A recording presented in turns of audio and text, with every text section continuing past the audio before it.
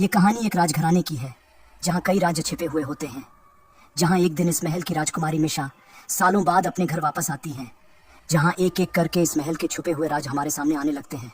जहाँ सारे रिश्ते, सारे नाते एक ही झटके में बदल जाते हैं और अंत का ट्विस्ट इस पूरी कहानी का रुख ही बदल देती है। कहते हैं कि जो दिखता है वो होता नहीं और जो होता है वो दिखता नहीं, और इस फिल्म में भी कुछ ऐसा ही होता है।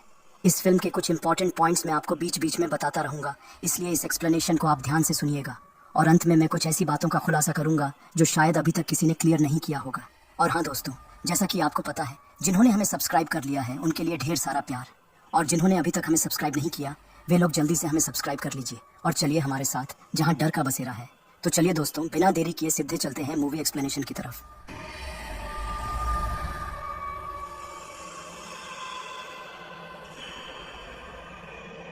फिल्म की शुरुआत एक जीवन के अंत से होती है, एक लड़की की जिंदगी के अंत से, जिसके हाथ में हम एक खास किस्म के टैटू को भी देख पाते हैं। वो लड़की शायद अपनी गाड़ी चलाते हुए एक्सीडेंटली नदी में गिर के मारी गई होगी, या फिर उसने जानबूझकर अपनी जान दे दी होगी। जिसके साथ ही हमें पास्ट में राजकुमारी मिशा गायकवाड़ के जन्मदिन की पार्टी का वीडियो फुटेज दिखाया जाता है, जो उनके राजमहल मायागढ़ पैलेस में हो रहा था, जहां हम राजा रतन सिंह गायकवाड़ और उनकी पत्नी महारानी गायत्री देवी के साथ साथ उनके रिश्तेदारों और दोस्तों को भी देख पाते हैं, जहां हर तरफ खुशियों का माहौल था। असल में ये दोनों कहानियां एक दूसरे से जुड़ी हुई हैं। वो लड़की कौन है और उसके जीवन की डोर कैसे टूटी, ये हमें बाद में पता चलेगा। और ये झलकियां इस भयानक कहानी के वो पन्ने हैं जो हमारे होश ही उड़ा देने वाले हैं। खैर, तो इसके बाद कहानी प्रेजेंट टाइम से शुरू होती है, जहां हम राजकुमारी मिशा गायकवाड़ को देख पाते हैं, जो अब काफ़ी बड़ी हो गई है। मिशा एक हादसे में अपाहिज हो गई थी, जिस कारण उसे शायद अब अपनी बाकी की ज़िंदगी व्हील चेयर में ही बितानी होगी। आज मिशा तकरीबन 15 सालों बाद अपने शहर मोरबी आई है, जिस कारण वहाँ के लोग और वो शहर उसे कुछ जाना अनजाना सा लग रहा था।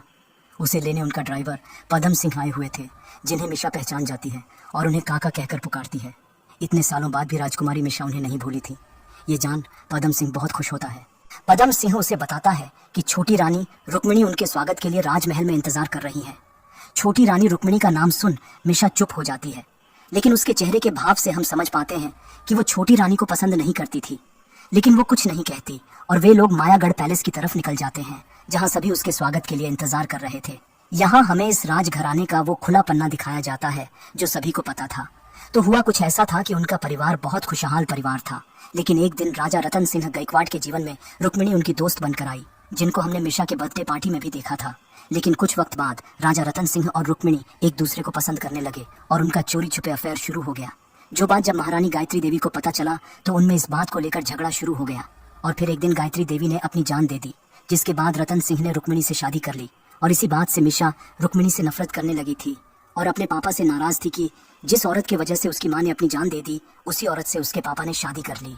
रुक्मिणी की वजह से उसका हंसता खेलता परिवार पूरी तरह से बिखर गया था, जिस कारण मिशा अपनी आगे की पढ़ाई पूरी करने के लिए वहाँ से दूर चली गई। राजा रतन सिंह अपनी बेटी मिशा से बहुत प्यार करते थे। उन्होंने मिशा को बहुत से लेटर लिखे, यहाँ तक कि उसे कई सारे कॉल्स भी किए, लेकिन मिशा ने ना तो उनके कॉल्स का जवाब दिया और ना ही लेटर्स का। उसने लगभग सारे नाते तोड़ ही लिए थे। पर इतने सालों बाद जब मिशा को उनका ये लेटर मिला, जिसमें उन्होंने उससे माफ़ी मांगी और उसे घर वापस आने को कहा, तो शायद मिशा का दिल पिघल गया, क्योंकि वो भी तो अपने पापा से प्यार करती थी। खैर, तो इतना कुछ सोचते हुए मिशा आखिर अपने मायागढ़ राजमहल में पहुंच जाती है, जहां रुक्मिणी उसकी आरती उतार के उसका स्वागत करती है। सिर्फ शहर ही नहीं बल्कि राजमहल में भी बहुत कुछ बदल गया था। पुराने नौकरों की जगह अब नए नौकरों ने ले लिए थे। राजमहल के अंदर जाते ही मिशा देखती है कि बचपन में जिस जगह उसके पापा के साथ उसकी माँ की तस्वीर हुआ करती थी, अब उस जगह उसके पापा के साथ रुक्मिणी की तस्वीर है, जिसे देख उसे बिल्कुल अच्छा नहीं लगता, लेकिन वो कुछ नहीं कहती। मिशा ये नोटिस करती है कि उसके पापा राजमहल में नहीं हैं, जिस पर रुक्मिणी बताती है कि उनके सॉल्ट फार्म्स के वर्कर्स ने स्ट्राइक कर दिया है, जिसको खत्म करने राजा रतन सिंह वहाँ गए हुए हैं, जो 2 या 3 दिन में वापस आ जाएंगे। जिसे सुनकर मिशा हैरान हो जाती है, क्योंकि एक पिता जिनकी आंखें अपनी बेटी को देखने के लिए तरस गई थी, वो बेटी इतने सालों बाद घर वापस आई है और उसी वक्त वे वहाँ से चले गए, जो वाकई में बहुत अजीब बात थी। लेकिन मिशा कुछ नहीं कहती, क्योंकि एक तो अपाहिज होने के कारण उसे हमेशा किसी न किसी पर डिपेंडेंट रहना पड़ता है, और ऊपर से इस राजमहल में अब रुक्मिणी का राज्य है और यहाँ उसका साथ देने वाला भी तो कोई नहीं है। तो इसके बाद मिशा अपने कमरे में जाती है, जहाँ उसे अपने बचपन की एक ड्राइंग बुक मिलती है, जिसमें छोटी मिशा ने ड्राइंग के जरिए वही दास्तां बयां किया था कि उनका परिवार बहुत खुश था। लेकिन रुक्मिणी के आने से उसके मम्मी और पापा में झगड़ा शुरू हो गया, जिससे उनका प्यारा सा घर टूटने लगा। लेकिन दूसरे पन्ने पर उसे एक डायन या चुड़ैल का स्केच दिखता है, जो पूरे राजमहल पर कब्जा कर रही थी। ये ड्राइंग देख मिशा बहुत डर जाती है, लेकिन एक बात अजीब थी कि वो अपने बचपन के ड्राइंग बुक को ऐसे देख रही थी कि जैसे वो उसे पहली बार देख रही हो। खैर, तो रात को डिनर के वक्त रुक्मिणी बताती है कि मिशा के जाने के बाद रुक्मिणी ने उसके बारे में पता लगाने की बहुत कोशिश की, लेकिन उसे मिशा की कोई भी खबर या तस्वीर नहीं मिली। रुक्मिणी का कहना था कि आज के ज़माने में किसी के बारे में कुछ भी पता ना चल पाना बहुत ही हैरानी वाली बात है, जिस पर मिशा बताती है वो खुद भी इस दुनिया से अलग रहना चाहती थी, जिस वजह से उसने कभी भी कहीं भी अपनी कोई खबर या तस्वीर नहीं दी।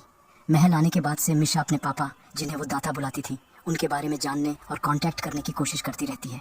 जैसे डिनर के बाद जब रुक्मिणी उसे एक कमरे में ले जाके उसके बचपन के कुछ वीडियो टेप्स दिखाती है, जिन्हें देखकर रतन सिन्हा उसे याद करते रहते थे, जिस कारण उन्होंने मिशा फाउंडेशन की शुरुआत की, जहां अनाथ बच्चों की देखभाल हो सके। तो इतना कुछ जानने पर मिशा पूछती है कि अगर उसके पापा उसे इतना ही मिस करते थे तो वे इस वक्त यहाँ क्यों नहीं है, जबकि इतने सालों बाद वो खुद उनसे मिलने आई है, जिसका कोई भी जवाब रुक्मिणी के पास नहीं था। रात को मिशा अपने पापा को कई कॉल्स लगाती है, लेकिन हर वक्त वो कॉल्स वॉइस मैसेज पर चला जाता है। मतलब वो कितनी भी कोशिश कर ले अपने पापा से कांटेक्ट ही नहीं कर पा रही थी। वो ये सब सोच ही रही थी कि तभी रात को उसके कमरे के दरवाजे पर कोई दस्तक देता है, जिसे चेक करने पर उसे वहाँ कोई नहीं दिखता। लेकिन जैसे ही वो वापस सोने के लिए जाने वाली होती है कि तभी एक बार फिर कोई उसके दरवाजे पर दस्तक देता है। लेकिन इस बार जब वो बाहर देखने जाती है तो उसे फर्श पर खून दिखता है, जो उसे एक पासेज की तरफ ले जाती है, जहाँ वो एक आकृति को देख पाती है जिसने एक जादूगर जैसा ड्रेस पहना हुआ था, जैसा ड्रेस उसके दादा जन्मदिन पर पहना करते थे। और उस आकृति के हाथ में हम एक लालटेन को भी देख पाते हैं, जिसमें से एक धीमी रोशनी आ रही होती है। ये देख मिशा उसे दाता कहकर पुकारती भी है, लेकिन वो आकृति वहां से चली जाती है, जिसका पीछा करते हुए वो महल के बावड़ी तक पहुंच जाती है, जहां मिशा फिर से दाता को देख पाती है, जो देखते ही देखते गायब भी हो जाते हैं। ये देख मिशा घबरा जाती है और वहां से जाने लगती है कि तभी पर्दे पर उसे एक परछाई दिखती है। लेकिन जब मिशा उसे चेक करने जाती है तो वो गुब्बारे से बना एक पुतला होता है, जिस पर वही टोपी होती है जो उसके पापा पहना करते थे, जिसे देख वो चौंक जाती है। तभी उसे फिर से उसके दाता दिखाई देते हैं और हम उस गुब्बारे के सिर को उसकी तरफ मुड़ते हुए देख पाते हैं, जो मिशा को नहीं दिखता। और देखते ही देखते उस गुब्बारे का सिर फट जाता है, जिससे डर के मिशा उन सीढ़ियों से नीचे गिर के बेहोश हो जाती है, जिसके साथ ही ये सीन यहीं कट हो जाती है। दूसरे सीन में हम डॉक्टर शेखावत को राजमहल में देख पाते हैं, जिन्हें मिशा के लिए उसी रात को बुलाया गया था, जहां हम रुक्मिणी और पदम सिंह के साथ उनकी रसोइया लज्जो और उनके स्टेट के मैनेजर कपिल को भी वहां देख पाते हैं, जो मिशा की चीख सुन वहां आ गए थे और उसे कमरे में ले आए थे। होश में आने के बाद मिशा बताती है कि उसने अपने दाता यानी रतन सिंह को महल के बावड़ी के पास देखा है, जिसे सुन सभी हैरान हो जाते हैं, क्योंकि रतन सिंह तो काम से बाहर गए हैं, तो वे यहाँ कैसे आ सकते हैं। जिसे सुन डॉक्टर शेखावत बोलते हैं कि कहीं ऐसा तो नहीं कि राजा रतन सिंह वापस आ गए हैं और सभी के साथ मजाक कर रहे हैं। जिसे सुन मिशा गुस्सा हो जाती है, तो इस बात को चेक करने सभी उस बावड़ी की तलाशी लेते हैं, लेकिन वहां उन्हें कुछ भी नहीं मिलता। ये देख डॉक्टर शेखावत वापस चले जाते हैं और मिशा की राजमहल में वो पहली रात कट जाती है। दूसरे दिन की सुबह हम मिशा को देख पाते हैं, जो पिछली रात की वजह से थोड़ी परेशानी थी। वो लज्जो से राजा साहब के बारे में पूछती है, लेकिन उसे इस बारे में कुछ पता नहीं होता और वो मिशा को उनके स्टेट के मैनेजर कपिल से पूछने को कहती है। उस वक्त कपिल गार्डन में कमांडर नाम के शाही कुत्ते को खाना खिला रहा था, जो राजा रतन सिंह जी के दिल के बहुत करीब है। मिशा कपिल को बुलाने ही वाली होती है कि तभी वहां रुक्मिणी आ जाती है और उसे स्कीट शूटिंग के लिए ले जाने की बात कहती है, जो राजा साहब का फेवरेट स्पोर्ट्स बन गया था। लेकिन मिशा कहती है कि उसके पापा को तो घुड़सवारी पसंद थी। फिर ये कब हुआ, जिस पर रुक्मिणी बताती है कि कुछ साल पहले एक एक्सीडेंट के कारण राजा साहब के पैरों में चोट लग गई थी और तब से उन्होंने घुड़सवारी बंद कर दिया और स्कीट शूटिंग में दिलचस्पी लेने लगे। दूसरे सीन में हम उन सभी को स्कीट शूटिंग ग्राउंड में देख पाते हैं, जहां उनकी मुलाकात मिशा के बहुत दूर के कजन ब्रदर राणा जय सिंह से होती है, जो अपने रजवाड़े की तरफ से वहां खेलने आए हुए थे। राणा वहां मिशा को देख उसकी खूबसूरती पर मोहित हो जाता है और उसके साथ फ्लर्ट करने लगता है। रुक्मिणी उसे याद दिलाती है कि मिशा उसकी चचेरी बहन है, जिसे इग्नोर करते हुए राणा बोलता है कि हम बहुत दूर के कजन्स हैं, जिसे ना भी मान सकते हैं। फिर बात को घुमाते हुए राणा पूछता है कि आज तो राजा रतन सिंह जी यहाँ नहीं है, तो उनकी तरफ से क्या आप लोग खेलेंगे। जिस पर रुक्मिणी बताती है कि आज उनकी तरफ से कपिल खेलेगा। राणा का पहला राउंड हो गया था, जिसमें उसने काफी अच्छा प्रदर्शन किया था, तो अब कपिल की बारी थी, जिसमें कपिल ने बहुत अच्छा प्रदर्शन किया। उसी वक्त वहां एंट्री होती है एसपी अशोक तंवर की, जो उनके खेल को देखने आए हुए थे। सुन की बातों से हमें पता चलता है कि एसपी अशोक राणा को कुछ खास पसंद नहीं करते हैं और उन दोनों की टांग खिंचाई चलती रहती है। खैर, तो राणा सेकंड राउंड के लिए जाता है, लेकिन इस बार उसका एक टारगेट मिस हो जाता है। ये देख उसे गुस्सा आता है और उस क्लब के स्टाफ को कपिल के बंदूक में कुछ गड़बड़ी करने का इशारा करता है, जिसे कोई नोटिस नहीं करता, और वो स्टाफ भी वैसा ही करता है। वो कपिल के बंदूक में एक छोटा सा पत्थर रख देता है, जिससे होता है कि जब कपिल ट्रिगर दबाता है तो उसका बंदूक बैकफायर कर देता है, जिससे वो घायल हो जाता है और वो खेल वहीं रुक जाती है। दूसरे सीन में हम कपिल को देख पाते हैं, जो अपने घाव पर मरहम पट्टी लगा रहा होता है कि तभी वहां मिशा उसका हालचाल पूछने के लिए आती है। कपिल बताता है कि गोलियां नकली थीं, जिस कारण उसे सिर्फ चोट लगी है, जो कुछ ही दिनों में ठीक भी हो जाएगी। जिसके बाद कपिल उसे वही पत्थर दिखाता है जिसे उसके बंदूक में रखा गया था, ताकि वो फायर ना कर सके और वो हार जाए। कपिल बताता है कि राणा जैसे लोग कभी भी ये बर्दाश्त नहीं कर पाते हैं कि उनसे छोटे लोग उनकी बराबरी करे या उन्हें हराए। लेकिन मिशा के पिता राजा रतन सिंह वैसे नहीं हैं, वो हर किसी को बराबरी का मौका देना चाहते हैं। कपिल बताता है कि जब वो 10 साल का था तब एक दिन वो इस महल में चोरी करने के इरादे से आया था, लेकिन जब वो पकड़ा गया तो रतन सिंह जी ने उसे पुलिस के हवाले नहीं किया, बल्कि उसे दूसरा मौका दिया और उसे पढ़ा लिखा के उसकी जिंदगी संवार दी। जिसके बाद मिशा उसकी मरहम पट्टी करते हुए दाता के बारे में पूछने लगती है, जिस पर कपिल कहता है कि उस वक्त वो एक प्रॉपर्टी के सिलसिले में कोर्ट गया हुआ था और जब तक वो वापस आया तब तक राजा जी जा चुके थे, तो उसे पता नहीं कि राजा साहब कहाँ हैं।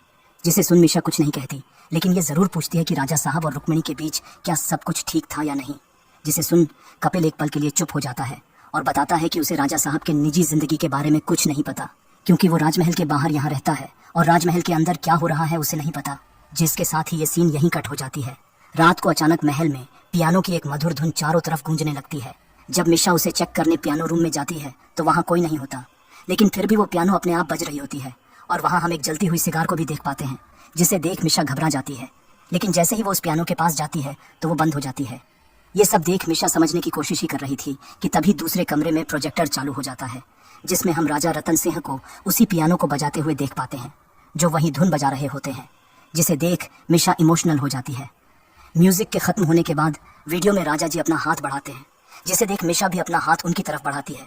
तभी उस प्रोजेक्टर स्क्रीन को फाड़ते हुए एक काले कपड़े और काले दस्ताने पहना हुआ हाथ बाहर निकल के मिशा का हाथ पकड़ लेता है, जिससे मिशा बहुत डर जाती है।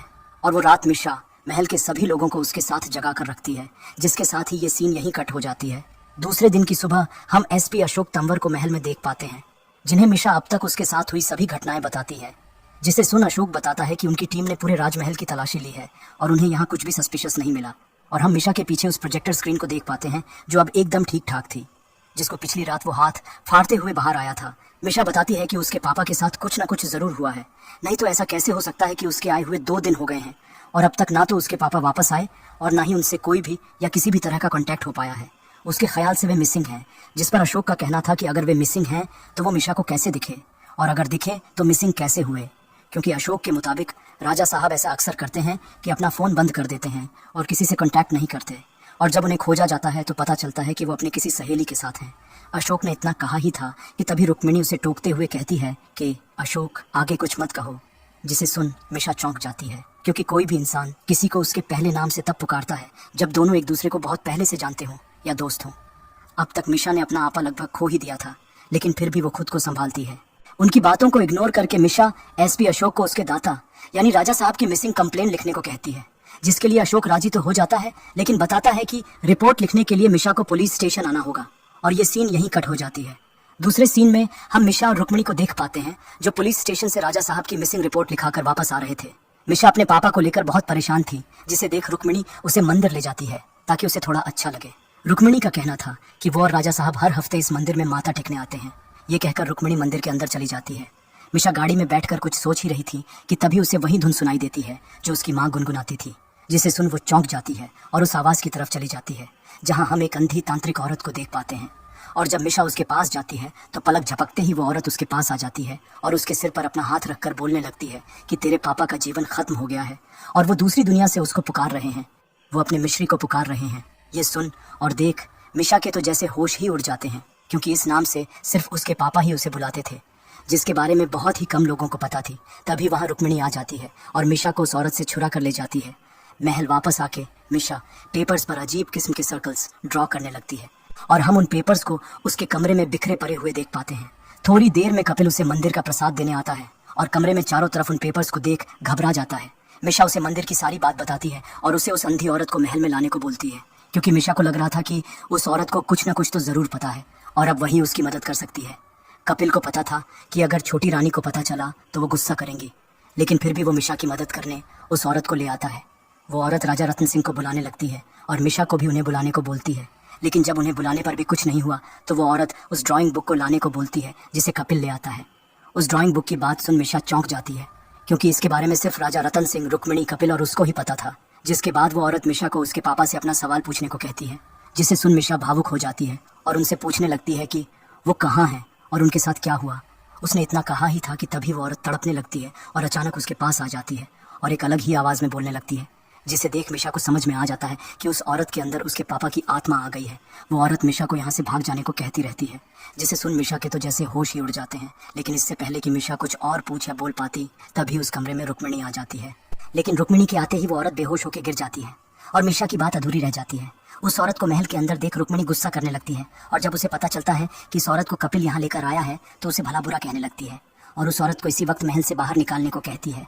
इतना कुछ देख और जानने के बाद मिशा आखिर अपना आपा खो देती है और रुक्मिणी पर ही गुस्सा करने लगती है। मिशा कहती है कि इस औरत को उसने बुलाया है और ये घर मिश्री का है और रुक्मिणी ने एक बार उसके घर को तोड़ा है और वो दोबारा उसे कामयाब नहीं होने देगी। ये कहते हुए मिशा उसे ही इस कमरे से बाहर निकल जाने को कहती है। कपिल भी छोटी रानी की बात सुन उस औरत को ले जाने लगता है, लेकिन जाने से पहले वो औरत मिशा को बताती है कि आज रात ठीक 12 बजे उसके पापा उससे बात करने आएंगे, जिसके साथ ही ये सीन यहीं कट हो जाती है। दूसरे सीन में हम मिशा को देख पाते हैं जो रात के 12 बजे तक इंतजार कर रही होती है और अपने पापा को बुलाती रहती है। तभी महल के गैराज से उसे एक गाड़ी की हॉर्न सुनाई देती है, जिसे सुन मिशा उसी वक्त गैराज में चली जाती है, जहाँ चारों तरफ एक सन्नाटा छाया होता है कि तभी सारी गाड़ियां एक साथ हॉर्न बजाना शुरू कर देते हैं, जिससे मिशा बहुत डर जाती है। और थोड़ी देर बाद जब सब कुछ फिर से शांत होता है तो मिशा को उसके पापा के फेवरेट गाड़ी में वे खुद बैठे हुए दिखते हैं, जिसे देख वो दरवाजे को खोलने की बहुत कोशिश करती है, लेकिन वो नहीं खुलता। जिसे देख मिशा सभी को उसी वक्त गैराज में बुलाती है, लेकिन जब कपिल उस गाड़ी को चेक करने जाता है तो सरप्राइजिंगली वो दरवाजा बड़े ही आसानी से खुल जाता है, लेकिन गाड़ी के अंदर कोई नहीं होता। ये देखकर मिशा रोने लगती है, क्योंकि वो जितनी भी कोशिश करती अपनी बात साबित नहीं कर पा रही थी। जिसके साथ ही ये सीन यहीं कट हो जाती है। दूसरे दिन की सुबह रुक्मिणी उसे राजा रतन सिंह का कॉल थमाती है।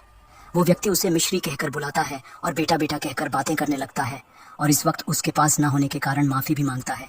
लाइन खराब होने के कारण मिशा को उनकी आवाज़ ठीक से सुनाई नहीं दे रही थी, लेकिन इस कॉल से गुत्थी सुलझने की जगह और भी उलझ जाती है, क्योंकि अगर राजा साहब जिंदा हैं तो अब तक उसने किसको देखा, और अगर राजा साहब मारे जा चुके हैं तो ये व्यक्ति कौन है। दूसरे सीन में हम मिशा को बावड़ी के पास देख पाते हैं, जहां कपिल उससे बात करने आता है। कपिल बहुत खुश था ये जानकर कि राजा साहब ठीक ठाक हैं, लेकिन मिशा बताती है कि ये उसके पापा नहीं हैं, और वैसे भी उसने इतने सालों से अपने पापा की आवाज़ नहीं सुनी, तो वो कैसे विश्वास कर ले कि जिस व्यक्ति से उसने बात की वो उसके पापा ही हैं। ये कहते हुए वो कपिल से मदद मांगती है, जिस पर कपिल राजी हो जाता है और मिशा उसी वक्त उसे लेकर गैराज चली जाती है, जहाँ वो कपिल से उस गाड़ी की तलाश कराती है जिसमें उसने पिछली रात को अपने पापा की झलक देखी थी। लेकिन कपिल को समझ में ही नहीं आ रहा था कि वे लोग ढूंढ क्या रहे हैं। तभी मिशा को वहां उसके पापा की कफलिंक मिलती है, जिसे देख कपिल भी हैरान हो जाता है और यहाँ मिशा को बहुत कुछ समझ में आ जाता है। वो बताती है कि उसके पापा अब जिंदा नहीं हैं, उन्हें मार दिया गया है और उन्हें रुक्मिणी ने ही मारा है, क्योंकि जब से वो यहाँ आई है उसे अलग अलग तरीके से डराया जा रहा है, ताकि ये सब देख वो डर के यहाँ से भाग जाए या फिर उसे पागल बता के किसी असाइलम में भेज दिया जाए, क्योंकि राजा साहब के बाद अब इस जायदाद की वो अकेली वारिस है, और अगर उसे कुछ हो गया तो ये सारी प्रॉपर्टी और जायदाद अपने आप रुक्मिणी की हो जाएगी और वो अपनी बाकी की जिंदगी ऐशो आराम से बिता सकेगी। लेकिन ये सब अकेले करना किसी एक इंसान के बस की बात नहीं है, जिसका मतलब कोई ना कोई तो जरूर है जो इन सब में उसका साथ दे रहा है, जिसका पता मिशा को किसी भी हाल में लगाना ही होगा, तभी उनका पर्दाफाश हो पाएगा। तभी कपिल बताता है कि आज रात राणा के यहाँ पार्टी है जहाँ सभी लोग मौजूद होंगे, जिसे सुन मिशा भी वहाँ जाने को राजी हो जाती है और हम सीधे पहुँच जाते हैं उस रात की पार्टी में। कपिल उसे एक एक कर सभी के बारे में बताने लगता है, जहां हमें पता चलता है कि राणा इतना अय्याश किस्म का इंसान है कि उसने अपने सारे पैसे लुटा दिए, जिस कारण उसे अपनी हवेली भी बेचनी पड़ी, और अब उसकी नज़र राजा साहब के जायदाद पर है, जिस कारण वो रुक्मिणी पर लाइन मारता रहता है, लेकिन रुक्मिणी उसे पसंद नहीं करती। दूसरी तरफ हम एसपी अशोक तंवर को देख पाते हैं, जो उसी पार्टी में आया हुआ था। कपिल बताता है कि पहले अशोक का भी रुक्मिणी के साथ रिश्ता था और वो उसे पसंद भी करता था, और रुक्मिणी के लिए कपिल के दिल में जो प्यार है वो शायद उसकी राजा साहब से शादी होने के बाद भी जिंदा हो। लेकिन ये बात कितनी सच है ये कपिल को नहीं पता, क्योंकि इसका उसके पास कोई सबूत नहीं है। और आखिर में हम डॉक्टर शेखावत को वहाँ देख पाते हैं, जिनके बारे में कपिल बताता है कि डॉक्टर भी रुक्मिणी के काफ़ी करीब हैं, जो शायद रुक्मिणी को पसंद करते हैं या फिर उनके बेशुमार दौलत को। मतलब ये सभी या तो प्यार के लिए या फिर दौलत के लिए किसी न किसी वजह से रुक्मिणी के करीब हैं, जिसका मतलब इन तीनों में से ही कोई वो शख्स है जो उसकी मदद कर रहा है, या फिर कोई चौथा शख्स है जो अभी तक उनके सामने नहीं आया। खैर, तो वे लोग ये सब बातें कर ही रहे थे कि तभी वहाँ रुक्मिणी आ जाती है और कपिल को इस पार्टी में देख गुस्सा करने लगती है और उसे वहाँ से इसी वक्त चले जाने को बोलती है। कपिल वहाँ से जाने ही वाला होता है कि तभी मिशा उसे रोक देती है, ये कहते हुए कि वो उसके साथ आया है, और इससे पहले कि रुक्मिणी कुछ और बोल पाती तभी वहाँ राणा आ जाता है, जो वहाँ भी रुक्मिणी के साथ फ्लर्ट करने लगता है। लेकिन तभी उसके मोबाइल पर एक मैसेज आता है जिसे देख उसके चेहरे की हवाइयां ही उड़ जाती है और रुक्मिणी को जबरदस्ती वहां से अपने साथ लेकर चला जाता है। ये देख मिशा को हैरानी होती है और वो भी कपिल के साथ उनके पीछे जाती है। हम राणा और रुक्मिणी को पार्टी से दूर एक अलग कमरे में देख पाते हैं, जहाँ राणा बहुत घबराया हुआ होता है और एक बैग में ढेर सारे पैसे भर रहा होता है जिसे उसे कहीं ले जाना था। लेकिन जाने से पहले वो रुक्मिणी को धमकी देता है कि अगर वो फंसा तो वो उसकी भी पोल खोल देगा। ये कहकर वो वहां से निकल जाता है और उनकी ये सारी बातें मिशा और कपिल चुपके से सुन लेते हैं। राणा उस पैसों से भरे बैग को लेकर पार्टी से निकल जाता है और जंगल के रास्ते से होकर एक वीरान जगह पर पहुंचता है। उधर मिशा भी कपिल के साथ उसका पीछा करते हुए वहां तक पहुंच जाती है और देखती है कि राणा कुछ गुंडों को वो पैसों से भरा बैग दे रहा है। लेकिन सरप्राइजिंगली उस पैसों से भरे बैग को लेकर भी वो गुंडे राणा की खूब पिटाई करते हैं और वहां से चले जाते हैं। ये देख मिशा को राणा पर और भी शक होने लगता है। तो उन गुंडों के जाने के बाद मिशा राणा को कॉन्फ्रंट करती है और बोलती है कि वो रुक्मिणी से मिला हुआ है और उसी ने उसके पापा को मारा है। ये सुन राणा हंसने लगता है क्योंकि उसका कहना था कि वो अपने हवेली को एक होटल बनाना चाहता है जिसमें राजा साहब उसके पार्टनर हैं और राजा साहब के भरोसे ही उसने उन गुंडों से 50 करोड़ का लोन लिया था। लेकिन राजा साहब के गायब होने के कारण उसे ही वो पैसे चुकाने पड़ रहे हैं, जिसमें रुक्मिणी भी उसकी मदद कर रही है क्योंकि राणा को उसके एक राज के बारे में पता चल गया है कि रुक्मिणी माँ बनने वाली है जो राजा साहब का बच्चा नहीं है, जिस कारण वो इस बात को सबसे छुपाना चाहती है। और अब तो रुक्मिणी के पास भी पैसे लगभग खत्म हो गए हैं, लेकिन अब और भी पैसे निकालने के लिए उन्हें राजा साहब के सिग्नेचर की जरूरत है। राणा का कहना था कि अगर राजा साहब को कुछ भी हुआ तो वो उन गुंडों के हाथों मारा जाएगा। लेकिन जब राणा को यह एहसास होता है कि मिशा शायद सच कह रही है और राजा साहब वापस नहीं आएंगे तो वो पैनिक करने लगता है और मिशा को राजा साहब के जगह सिग्नेचर करने के लिए रिक्वेस्ट करने लगता है, जिसे मिशा मना कर देती है और वहां से चली जाती है। लेकिन इससे दो बातें साफ हो जाती हैं। पहला तो ये कि राजा साहब के मरने से राणा को सबसे ज्यादा नुकसान होगा, जिसका मतलब राणा तो किसी भी हालत में रुक्मिणी से मिला हुआ नहीं हो सकता। और दूसरा ये कि जो भी रुक्मिणी के साथ है वो उससे प्यार करती है, जिसका सीधा शक अशोक पर जाता है और कहीं यही तो राजा साहब के मरने की वजह नहीं है। और दोस्तों, यहाँ से इस कहानी के सारे पन्ने एक एक करके हमारे सामने खुलने वाले हैं। तो दूसरी तरफ हम रुक्मिणी को देख पाते हैं जो रात के वक्त स्विमिंग पूल में स्विमिंग कर रही होती है, जहाँ अचानक वो अपने सामने एक आकृति को देख पाती है जो अपने पेट पर एक चाकू से वार कर रही होती है। और जब वो मुड़ती है तो उसे देख रुक्मिणी डर जाती है क्योंकि वो आकृति और कोई नहीं बल्कि वो खुद थी जो अपने बच्चे को मार रही है। और दूसरे ही पल वो देखती है कि उसके पेट से खून निकल रहा है, जिसे देख वो पैनिक करने लगती है। लेकिन वो ये सब हेलुसिनेट कर रही थी, जबकि असल में ऐसा कुछ भी नहीं था। लेकिन ये दृश्य देख वो बहुत डर गई थी। रुक्मिणी किसी तरह खुद को संभालती है और अपने कमरे में जाकर एंग्जाइटी की मेडिसिन लेती है। हम नोटिस करते हैं कि उसके कमरे के आईने पर एक काला कपड़ा टंगा हुआ है जो अचानक अपने आप गिर जाता है और हम उस शीशे को टूटा हुआ देख पाते हैं जो शायद राजा साहब का सिर टकराने से हुआ होगा, जो उस वक्त हुआ होगा जब रुक्मिणी अपने साथी के साथ राजा साहब को मार रही थी। उस कपड़े के हटते ही रुक्मिणी घबरा जाती है और तभी वो राजा साहब के लाश को हेलुसिनेट करती है जो प्लास्टिक में लिपटा हुआ था। ये देख रुक्मिणी डरते हुए काले कपड़े से उस आईने को वापस ढक देती है और ये सीन यहीं कट हो जाती है।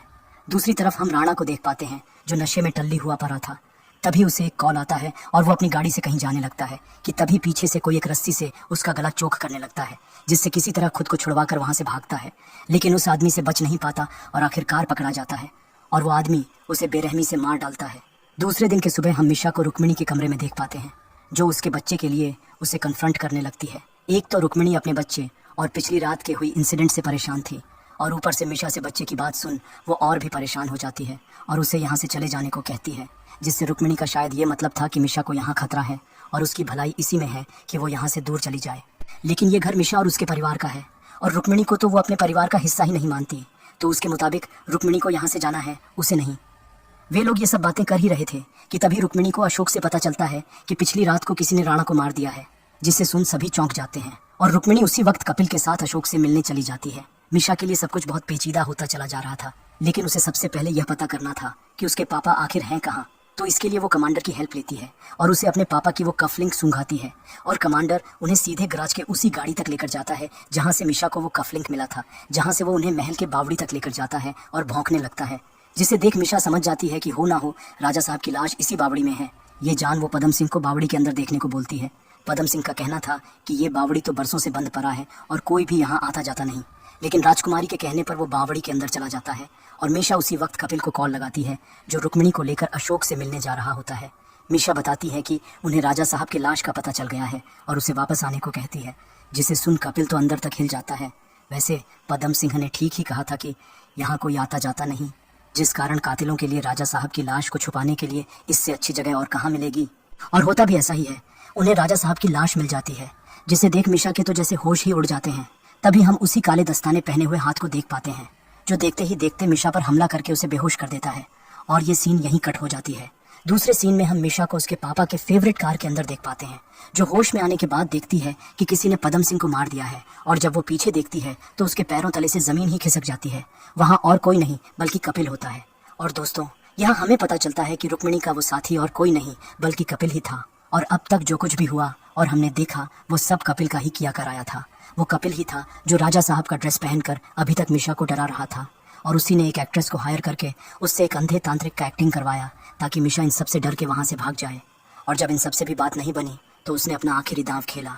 उस रात गाड़ी में कपिल ही था जो राजा साहब का ड्रेस पहनकर मिशा के सामने आया था ताकि मिशा एक आत्मा को अपने सामने देख डर के वहाँ से भाग जाए। लेकिन मिशा को उसकी असलियत जानने में बहुत देर हो चुकी थी और देखते ही देखते कपिल उस गाड़ी को खाई में ढकेल देता है। मिशा गाड़ी का दरवाज़ा खोलने की बहुत कोशिश करती है, लेकिन उसे तो कपिल ने पहले ही लॉक कर दिया था और मिशा गाड़ी समेत झील में डूब जाती है।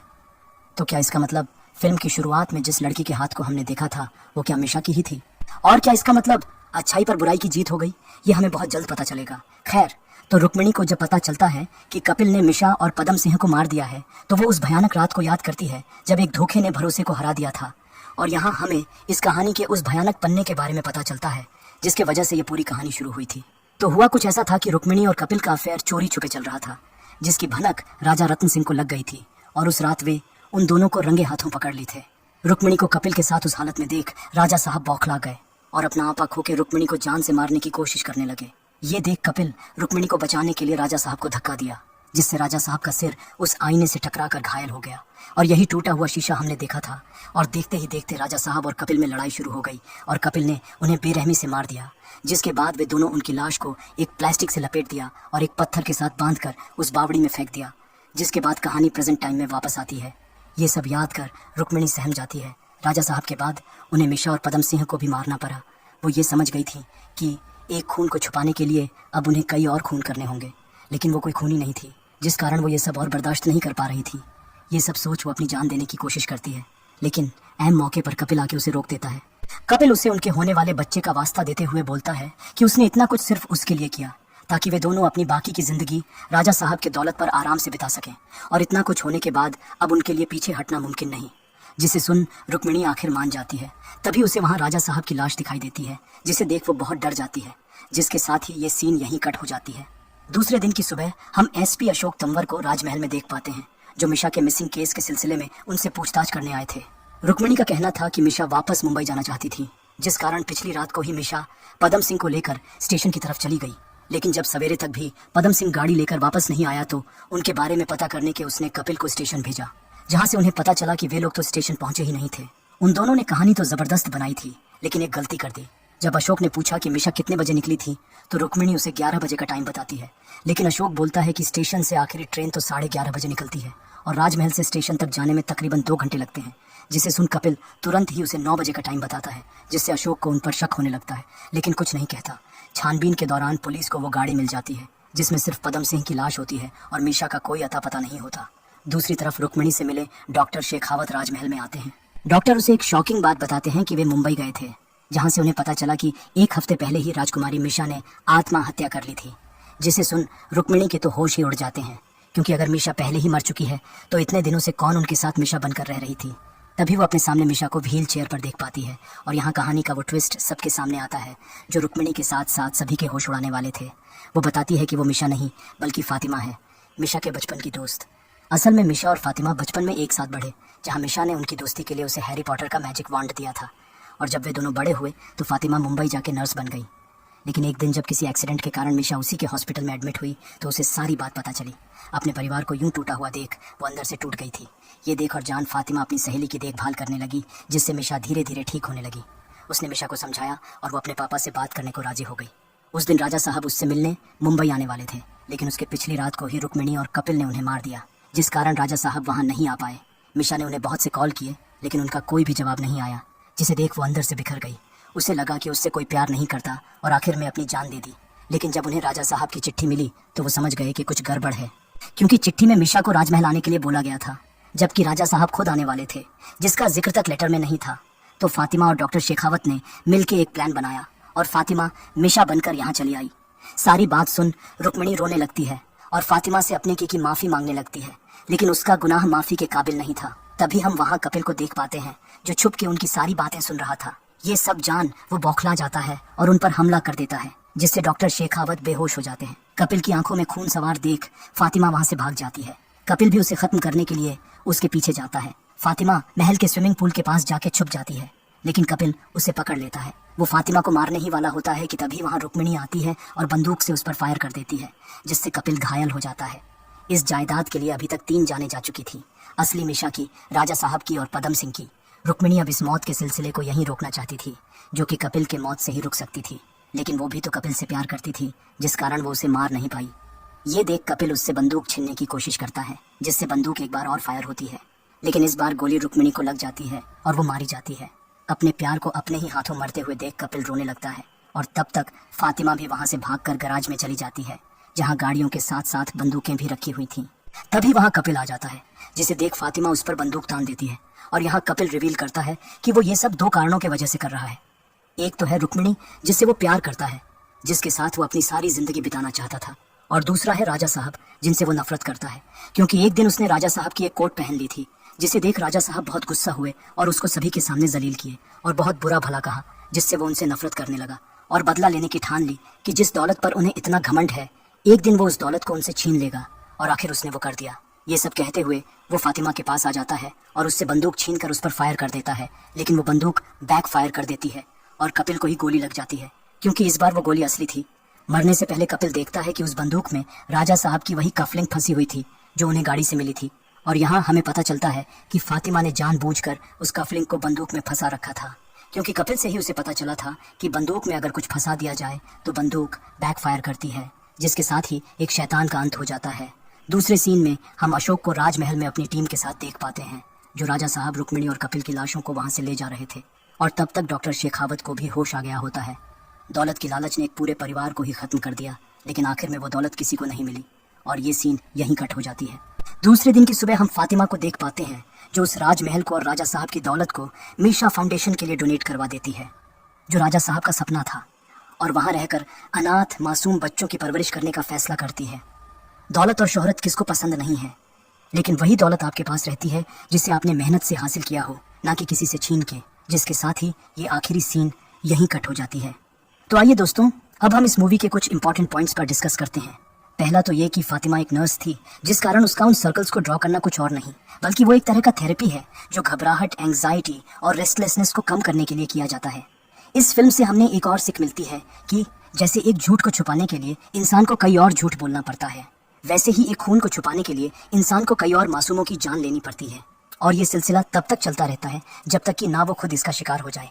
मतलब जैसे हर अच्छाई का अंत अच्छा ही होता है, वैसे ही हर बुराई का अंत बुरा ही होता है।